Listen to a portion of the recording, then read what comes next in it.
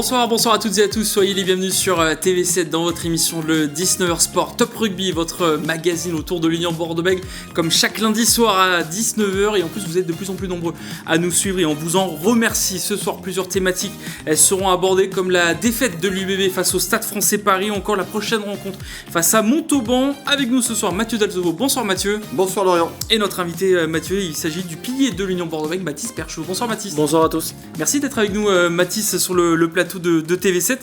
Avant tout et avant de revenir sur le match avec Mathieu face au Stade Français Paris, quelle était l'ambiance ce matin au CEVA ? Alors, on était forcément un peu frustrés de la défaite, mais de toute façon il faut avancer et on essaie de mettre ce match maintenant qui est passé de côté et se focaliser sur le match à Montauban. Oui, ça va vite arriver le match face à Montauban. On va enchaîner avec le résumé avec vous Mathieu. Deuxième défaite à domicile quand même cette saison après la section paloise. C'est un match qu'on craignait parce qu'on savait aussi que les années précédentes, après les matchs de poule européennes, il y avait des défaites à la clé. Il y en a eu donc en 2024, 2025 et désormais 2026 face au Stade Français. On va voir ça en image avec une équipe parisienne qui a démarré pied au plancher. C'est vrai qu'on le voit souvent quand même, Mathis en top 14. Quand on démarre fort, alors sur le coup ils vont démarrer fort parce qu'il va y avoir 2 essais en 7 minutes, c'est quand même important de prendre tout de suite les commandes. En général c'est l'UBB qui le fait, là ça vous a pas servi et après vous avez couru derrière le score tout le match finalement. Exactement, surtout qu'on se l'était dit dans la semaine que les 20 premières minutes elles allaient être déterminantes pour ce match, qu'il fallait qu'on soit prêt. Malheureusement ça n'a pas été le cas, on prend 2 essais dans les 10 premières minutes. Donc ça nous a pas aidé et forcément commencer le match avec 14-0 c'est difficile après pour aller le gagner ensuite. On voit effectivement le premier essai de Dakuaka, 3e minute, celui-là il fait mal à la tête d'entrée. On va voir ensuite le deuxième aussi avec une pénalité rapidement jouée à la main par Abadi et puis derrière avoir l'essai de Marchand. Ça fait 14-0, c'est vrai qu'en 7 minutes. Comment expliquer cette entame ? Est-ce que c'est le changement justement de compétition ? Il y a eu de la fatigue, on le sait, vous enchaînez les matchs. Ouais. Est-ce que ça peut expliquer aussi cette mauvaise entame ? Je sais pas, peut-être que... Je saurais pas l'expliquer, peut-être qu'il y avait un manque d'énergie de notre part au début, peut-être que... Yannick Bru le dit, il dit à l'échauffement j'ai senti qu'on n'était pas... Ouais, on n'a pas fait un super échauffement, ça manquait un peu d'énergie, Je pense que il nous a manqué 5-10% d'énergie qui a fait que on fait une entame comme on l'a faite.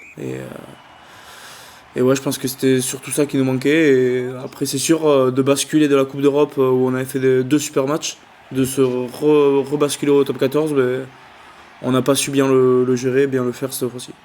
On reparlera peut-être après pour voir si pour les avants aussi c'est mieux de jouer la Coupe d'Europe où il y a peut-être plus d'espace aussi. C'est le cas pour les 3 quarts, on verra pour les avants, mais on revient au fil du match parce que mener 14-0, vous allez quand même revenir avec l'essai de Retière et puis après celui de Jeff Poirot à la 33e.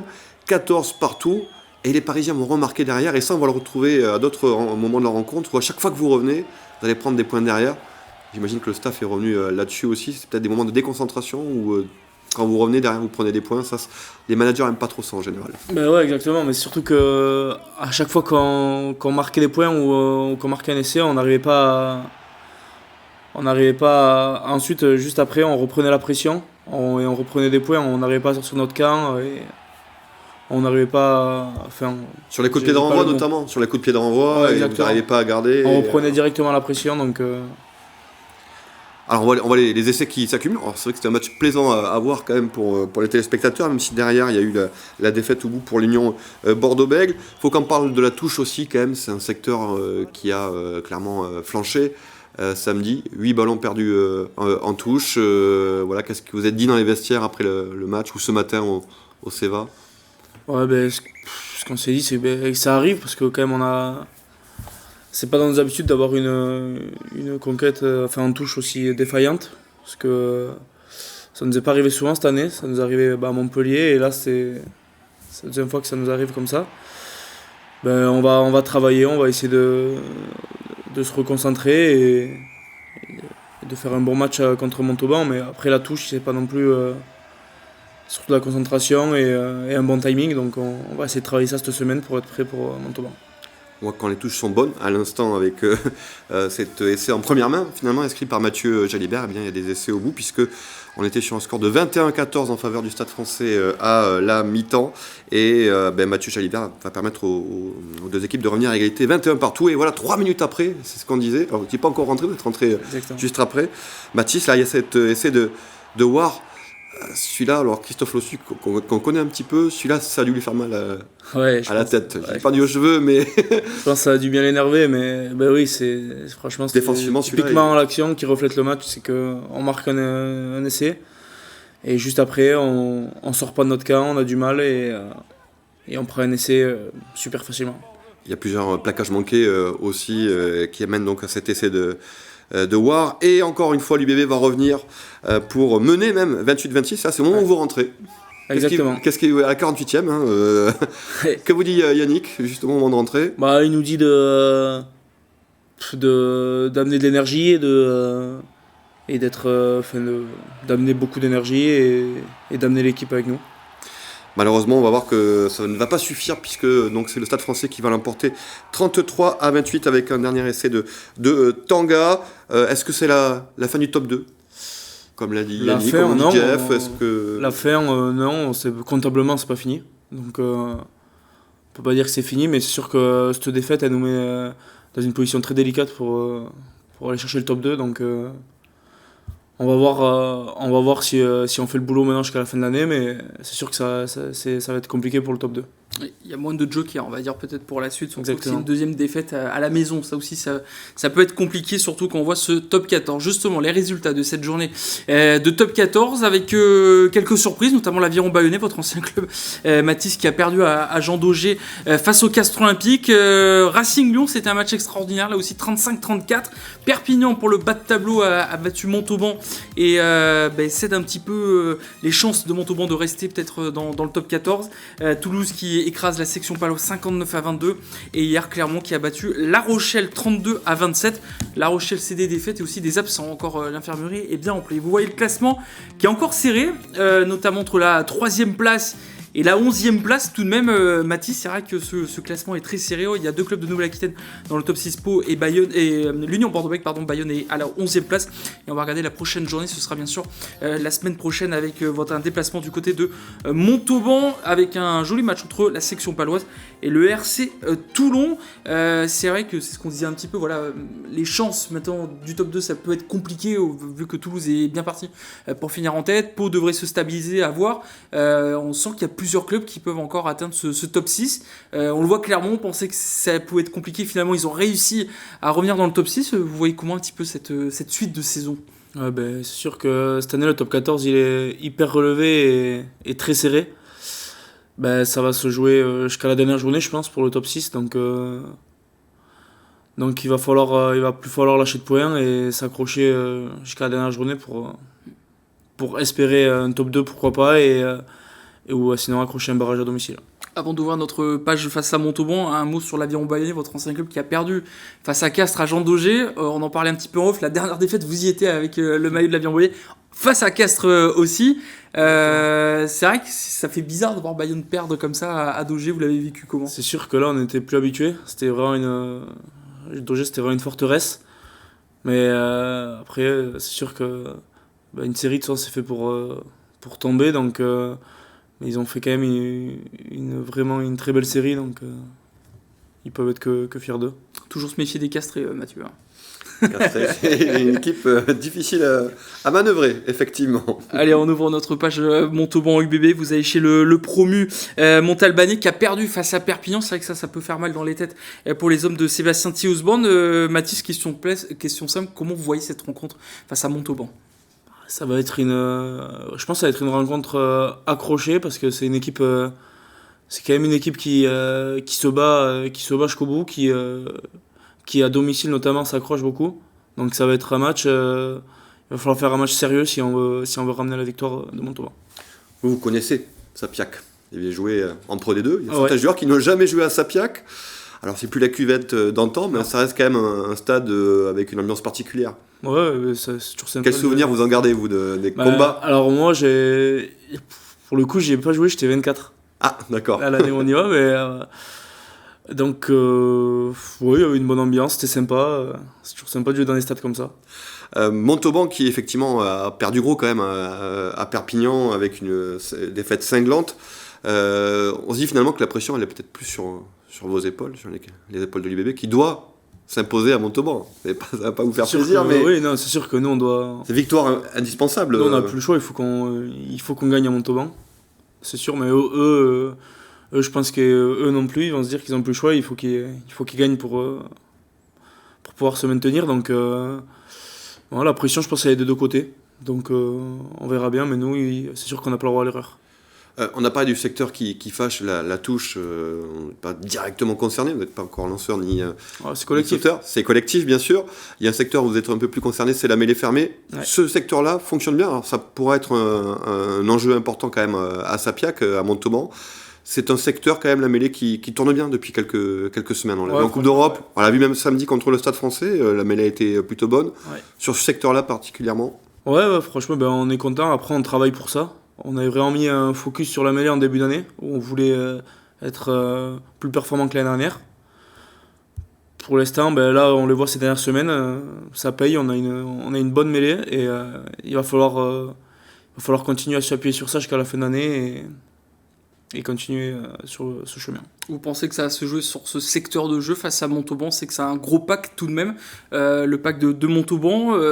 Vous pensez que ça va se jouer là-dessus? Et est-ce que c'est aussi le genre de défi que vous aimez? Alors forcément, oui, sur un match, ça joue toujours sur la mêlée.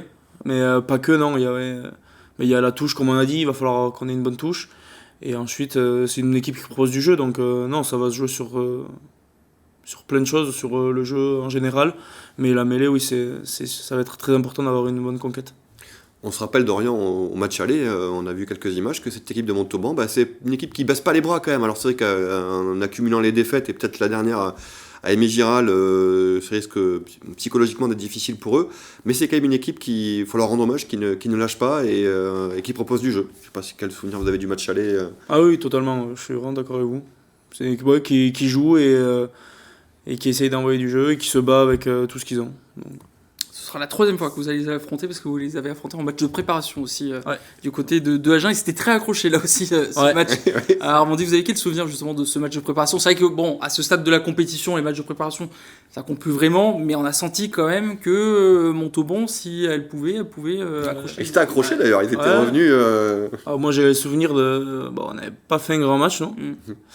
On n'avait pas fait un grand match, mais c'était un match de pré-saison où les deux équipes, il y avait deux équipes qui jouaient qui ont une mi-temps chacun, donc on peut pas trop vraiment juger sur ça, mais c'était un bon match pour se remettre en jambes. En tout cas, c'est là où on voit que si vous baissez les bras, que Montauban peut-être peut basculer avec le score en sa faveur. Dans un instant, on va continuer à parler de vous, Mathis, mais surtout de vous. On va faire une page de publicité. On revient juste après pour parler notamment de Mathis Perchaud, mais également de la Pro D2 et de la 18e journée. À tout de suite.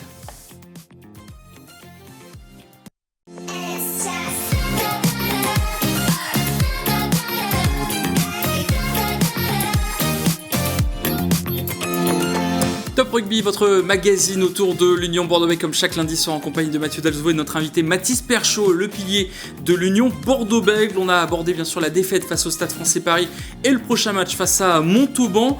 Mathis, on va parler un peu de vous pour mieux vous connaître également. C'est vrai que vous avez démarré assez tôt le top 14, le haut niveau, à 18 ans. Vous gardez quel souvenir de ce moment? Alors, un bon souvenir. Même si mon premier match, j'en avais pris 60. Mais c'était quand même un bon souvenir. C'était face à qui? C'était à Lyon. À Lyon. À Lyon, mais ça reste un super souvenir. Et pour moi, je pensais plus à mon premier match qu'au résultat. Donc, j'en ai un bon souvenir. Et surtout, je commençais en top 14 à 18 ans. C'est un pilier, il n'y a pas tout le monde qui le fait. Donc, j'étais vraiment très content. Ouais, justement, comment ça s'est passé tout le long de cette semaine-là? Comment on vous a préparé à jouer le haut niveau du rugby français? Franchement, je m'étais pas mis plus de pression que ça, et on avait fait une semaine un peu normale, sans se mettre trop de pression, et pour jouer un match de rugby. Alors aujourd'hui, comment le staff de l'Union Bordeaux vous accompagne dans votre progression aussi en tant que pilier gauche, surtout que vous avez Yannick Bru avec vous, vous le connaissez bien, que ce soit à Bayonne ou encore à Bordeaux, Comment il vous prépare, qu'est-ce que vous devez encore améliorer? Bah alors, là déjà, en ce début d'année, j'ai pris du poids. Il m'avait demandé de prendre du poids pour que je sois plus performant sur les mêlées et même dans le jeu, au contact. Donc ça, j'ai réussi à le faire. Et ensuite, il nous accompagne sur tout l'aspect rugby, progresser sur la zone de ruck, la mêlée. Donc voilà. Vous l'avez connu à Bayonne, vous l'avez suivi à l'Union Bordeaux-Bègles. Quel rapport vous avez avec Yannick Bru? Bon, j'ai un bon rapport avec lui, mais déjà c'est lui qui m'a lancé, donc forcément j'ai pas mal de confiance en lui. Et ensuite quand il m'a proposé de venir à Bordeaux, franchement j'étais content parce que Bordeaux c'est un club qui devient très grand, donc j'étais emballé par l'idée de venir. Le fait qu'il soit là, ça vous a rassuré, justement? Vous avez dit, bon, il est là, a priori, quand même. Oui, voilà. C'est bon, Moi, j'ai allé avec quelqu'un que je connaissais. Aussi, il y avait quelques personnes du staff qui étaient avec lui à Bayonne. Donc, Oui. j'en connaissais 4 ou 5. Donc, c'est plus rassurant. Alors aujourd'hui, le staff, bien sûr, vous prépare notamment pour succéder. Peut-être vous êtes l'un des prétendants à succéder à Jefferson Poirot aussi, légende du club, hein, de l'Union Bordeaux-Bègles. Comment décrivez-vous votre relation avec justement Jefferson Poirot? Bah, franchement, très bonne. C'est une super personne. Donc, les 3 piliers gauche avec Jeff et Hugo, on a une très bonne relation, on s'entend très bien. C'est une relation vraiment saine et on est là pour s'entraider. Donc voilà. Il faudra venir plus souvent sur Top Rugby parce que c'est aussi une légende de Top Rugby. Hein. Jeff Poirot, il est venu oui souvent. Oui, bien oui. Hugo, c'est j'imagine. votre complice aussi. Vous l'étiez avec lui à Bayonne, Hugo Boniface. Vous le retrouvez Exactement. à Lyon Bordeaux-Bègles. C'est quoi son plus grand défaut? Vous connaissez? Bonnie, Oui, son plus grand défaut. c'est le moment de régler des comptes. Ah ouais. Ouais, il en a pas, il est parfait. Ah, non. Ça veut dire qu'il a des dossiers, ça. En plus, on a l'impression que vous avez le parcours quasiment similaire. Alors, pas du premier club, c'est Ouais. plus Mouguer, lui c'est Marmande, mais vous êtes allé à l'Aviron Bayonnais, vous êtes parti à l'UBB. En fait, vous suivez avec Hugo, vous accompagnez aussi? Ouais, Hugo il était là lui il était déjà à Bayonne quand je suis monté en pro, donc ouais, c'était empilé, c'est une des premières personnes que j'ai connues dans le monde pro. Et oui, au final avec le hasard, on s'est retrouvé à Bordeaux. Enfin, il était parti 2 ans avant moi, je crois, à Bordeaux. Et donc ouais, on s'est retrouvé là, et tant mieux. Est-ce que vous avez des modèles ou des joueurs inspirants à votre poste? Ça peut Des être Hugo ou modèles, Jeff, hein. non, j'ai... Jefferson Allez, Poirot. les deux. Mais non, j'ai pas jamais eu trop de modèles. De ce qu'on a pu lire, Non, si on après, travaille sur forcément, vous, il y avait Cyril Bay. Ouais, Cyril Bay, ouais, forcément. Ouais, je m'inspirais pas mal de lui parce que c'est un super joueur. Après, non, pas d'autres joueurs forcément. Bon, il y aura Hugo et Jeff surtout, hein, Exactement. surtout les deux. Sur quel aspect de votre jeu pensez-vous devoir améliorer en priorité pour vous? Continuer de m'améliorer en mêlée et ensuite le travail défensif sur l'homme, continuer à progresser pour être plus dur sur l'homme en défense.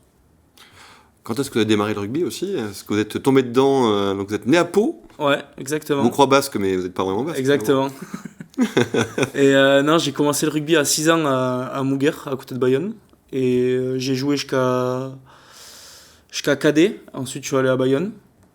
Et ensuite, j'ai fait Bayonne jusqu'à il y a 2 ans, où je suis arrivé à Bordeaux. Même pas de pelote basque. Jamais de pelote basque. Si, j'ai fait, ouais. J'ai fait 2 ans j'avais fait 2 ans de pelote de Pala, à la 11. Ouais, on, bon, nous c'était... dit, on nous dit qu'il y a des matchs au sein de l'effectif. ouais, mais moi, j'étais pas glorieux. Voilà. Il y a Shane Mousquet aussi qui est très pelote. Pareil qu'il faut être avec Christophe Ouais. aussi, mais ou contre lui. On m'a dit qu'il Faut le était laisser pas très gagner. bon, ouais. Faut le laisser gagner, par contre, c'est le problème. Mais on va voir tout de suite notre page Instant UBB pour mieux vous connaître, mais aussi peut-être dénoncer certains joueurs dans les vestiaires. Justement, pour vous, qui est le plus accro à son téléphone dans les vestiaires de l'UBB? Ah, quoi, moi, je dirais Damien Penon. Damien Penon. C'est surprenant. Plus jeune, quand on est à Mouguer, on supporte l'Aviron Bayonnais ou le Biarritz Olympique? Moi, il y en avait plus de l'Aviron. Moi, j'étais Bayonne aussi, mais il y en avait un ou deux de Biarritz, mais c'est plus l'Aviron. Ou ça a toujours été bleu et blanc? Exactement. Qui c'est qui met le plus d'intensité à l'entraînement, selon vous? Conorsa. Ok. Conorsa. Ou Tian Jacobs. Les deux. Oui, on a vu, il aime bien le combat quand même, Ouais. comme il nous l'a dit, Exactement. effectivement. Fête de Dax ou de Bayonne? Fête de Bayonne, du coup. Évidemment. Facile. Est-ce que vous préférez marquer l'essai de la victoire ou plutôt réussir un sauvetage décisif? Allez, c'est de la victoire. Et c'est de la victoire. On a un bel essai, hein, d'ailleurs. On a vu notre essai la saison dernière contre Perpignan. Exactement. Vous arrivez là, ouais. effectivement. C'est rare. Hein. Ouais, mais il est beau. Ouais, effectivement, on l'a vu. Eric nous l'a envoyé aussi en régie. Quelles sont vos passions en dehors du rugby? Est-ce que vous êtes rugby 100% focus ou vous avez des passions en dehors Non, je suis au rugby, mais après, non. Pas forcément de passion. Juste, j'aime être avec mes proches, ma famille, mes amis. Et puis voilà. Qui c'est qui chambre le plus au vestiaire? Qui chambre le plus Il y avait peut-être Jean-Baptiste Dubié et Nance du coin. Ils sont plus là, ils sont plus là. Mais... Est-ce qu'il y a des successeurs? Ouais, je dirais Loulou Bielbarré. Ok. Il est chambre, très bien, ok. Également, quelle est votre meilleure ambiance stade hors Chabannes-Delmas? Parce que tout le monde dit Chabannes-Delmas, c'est assez simple. Que vous avez connu quand vous jouez à l'extérieur. Dans quel stade vous avez le plus frissonné? Peut-être enlever Jean Daugé, ce sera... Ouais, peut-être enlever Jean Daugé, ce sera simple. Jean Daugé. Et le stade le plus hostile? On peut remonter en jeune peut-être aussi. Il y a dû y en avoir quelques-uns. Dans le Béarn, il y a quelques... Hostile. Est-ce que des souvenirs de matchs, peut-être en jeune, hein, évidemment. Ouais, non. Pas forcément en top 14 ou en Pro D2, mais... Hostile. Ça piaque peut-être, bientôt. Non. Ouais, non, il n'y a pas de souvenirs. Non, j'ai pas trop. Quel est pour vous le joueur, quand vous faites les mêlées face à face, qui est le plus difficile à défendre? À l'entraînement? Non, en adversaire. Ah, en adversaire Ouais, mais Likidze de Paris. Stade français. Très chiant. et je pense que c'est lui, ouais. Ouais, c'est vrai qu'il marque beaucoup d'essais en plus. Exactement. Cette saison. Pour conclure, qu'est-ce qui vous manque le plus à Mouguer? Ouais, pas mal de choses. Hein. À la maison. Les montagnes. Là.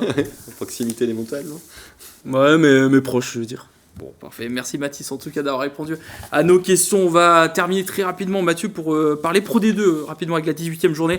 On va regarder les résultats de cette 18e journée de Pro D2 avec la défaite de Agen, victoire de Brive, défaite du SA 15 ou encore du Biarritz Olympique. Le classement, c'est vrai que c'est très serré à chaque fois, ce classement de la Pro D2, même si c'est Vannes qui le domine. Il y a juste un ça club ressemble au top 14 quand même. C'est ça, il y a juste un club de Nouvelle-Aquitaine, un Brive qui est dans le top 6. C'est vrai que il y a les bons, les mauvais élèves. Dans les bons élèves, Mathieu, on a sélectionné Brive et Dax, c'est vraiment les deux équipes qui sortent du lot.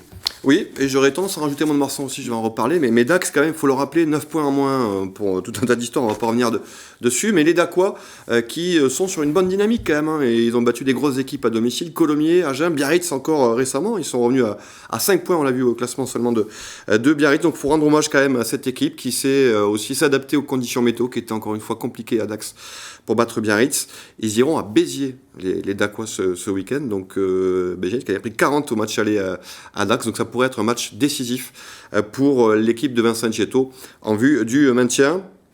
Et puis Brive, tu l'as dit aussi, Brive qui a déroulé contre Béziers. J'ai ajouté quand même Mont-de-Marsan aussi, on l'a pas mis, mais les Montois qui étaient en grande difficulté en début de saison, ça va beaucoup mieux. Match nul à Nevers arraché après la Sirène. Donc c'est un match qui montre un peu le caractère montois. Ils reviennent de loin, les Montois. Ils sont en train de montrer de meilleures choses sur les terrains de Pro D2 actuellement. Et pour conclure rapidement, les mauvais élèves, bien sûr, c'est le SU Agen qui a perdu face à Colomiers et le SA 15 parce que Angoulême, c'est pas la première fois qu'ils perdent à domicile. Hein. Non, c'est la 4e défaite à domicile à Chanzy. Hein. Vous suivez aussi la Pro D2, hein, j'imagine, Mathis, vous savez que Chanzy, c'était une terre imprenable quand même, hein, un stade imprenable. 4 défaites à domicile pour le SA 15, qui avait pris aussi 46 points la semaine dernière à Biarritz. Donc ça va pas très fort hein, pour cette équipe du SA 15 qui a perdu contre Yona, équipe en forme quand même aussi, qui a vraiment su tuer le match. Même pas de bonus défensif. Et puis Agen, nouvelle défaite à domicile aussi pour les Agenais. C'est la 3e défaite consécutive pour des Agenais en manque et en panne d'inspiration, qui sont aux portes du top 6. Ces deux équipes sont dans le ventre mou. Il va falloir vite prendre des points. Le SA 15 qui va à Colomiers, ce ne sera pas facile. Agen qui reçoit Nevers, donc peut-être ballottage favorable pour les Agenais éventuellement. Très bien, c'est vrai qu'on apprécie toujours cette Pro D2. Merci Mathis Perchaud d'avoir été avec nous sur le plateau de TV7 dans Top Rugby. Merci Mathieu, on se retrouve bien sûr lundi prochain pour débriefer le match face à Montauban. Et on vous donne rendez-vous ce mardi dans votre talk Parlons Sport avec notamment Laurent Cardona. On va parler 15 de France avant le tournoi de destination. Bonne soirée à tous.